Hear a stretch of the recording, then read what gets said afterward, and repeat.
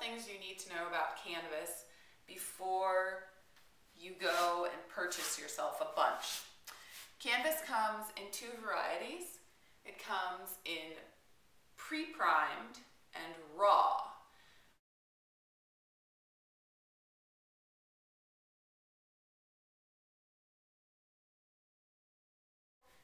You shouldn't fold canvas for this reason, but you can get rid of that by just rolling up your canvas and leaving it in the corner of your room for a day or two. That should shake out all the wrinkles. If you unroll it and it still has wrinkles in it, go ahead and stretch it on your canvas, and then once you're done stretching, spray the back of your canvas with some water, just with a spray bottle like you would use on your laundry before you iron, if you iron.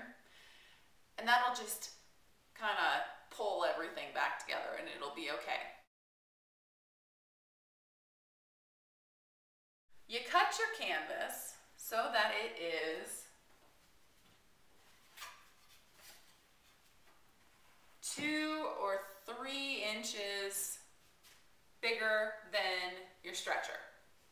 You just want to make sure that it will cover all the edges. And when you look at your canvas, you'll notice that it has a distinct weave to it. There's a distinct horizontal and vertical to it.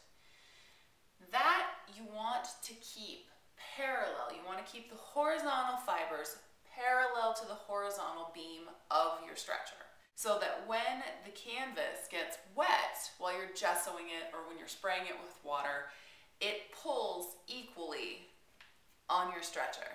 If you do it cockeyed, when it pulls, it'll have the tendency to put more force on the upper and lower corners, and you'll end up with a parallelogram instead of a square.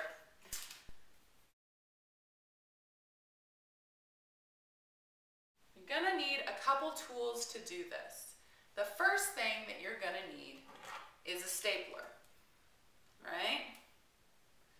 And then you're gonna need a good quantity of staples.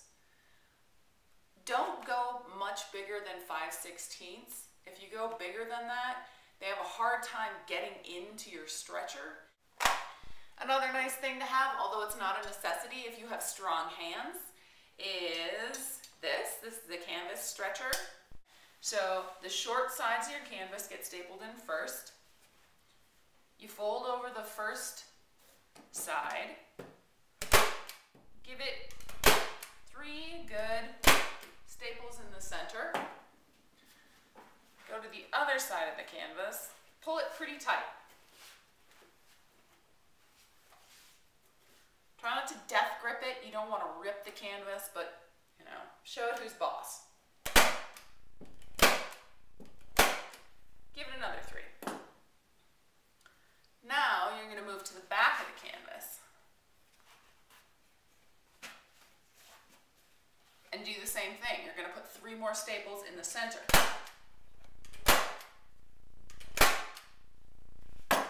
And then to the front.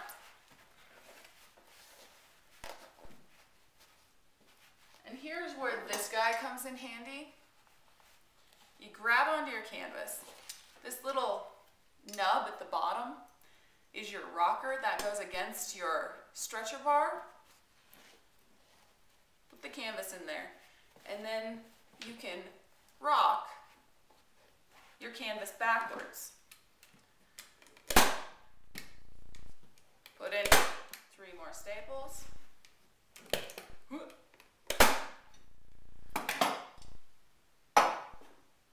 And now you've got a pretty tight center, and we're going to work our way out to the edges.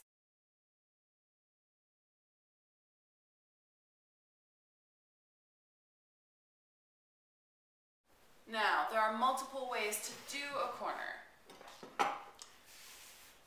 You can staple up to the corner, and then you've got this little triangle hanging off the side here, right? So you can just leave this little triangle there and kind of do a little, like a present fold, like when you're wrapping birthday presents, and just tuck it under. like so. So you make the fold it flat against one side, and then fold it back across the back of the canvas. The problem with that is that you end up with this kind of bump sticking out the side of your canvas, which is fine if you're going to frame it, but it's not the most beautiful thing ever. What I do is I get within a hand's length of the edge again, find where the corner of my canvas is, or I find where the corner of my stretcher bar is. I take my scissors and I cut from the corner of the canvas to the corner of the stretcher.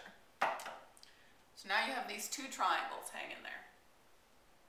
Then you're going to decide which way you want this to fold. It's important, this is a minor detail, but it's an important detail to show that you like your finished work, to figure out which direction you want the corner to fold before you fold it. And then you want all corners to fold the same way.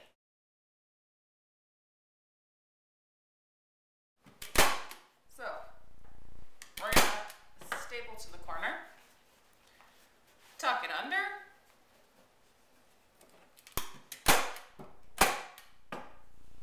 and then we're going to do the same with the other side. We're going to staple to the corner,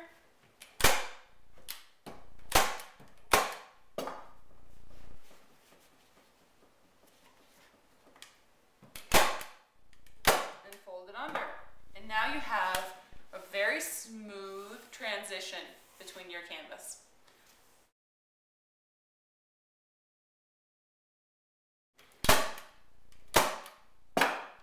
Okay. We now have a lovely canvas. All our corners are pointing in the same direction. Now, how do we know that we have pulled the canvas tight enough? You'll know when your canvas makes a nice ponging noise, like a drum. It should be tight, tight, tight, tight. See how those wrinkles that were in there earlier have gotten pulled out?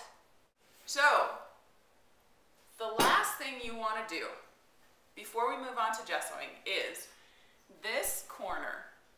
Now that you have cut this and folded it over, this corner, when it gets wet, will try to curl because you have this little pocket here. Okay. So the best thing to do is to take some wood glue, run it up that seam,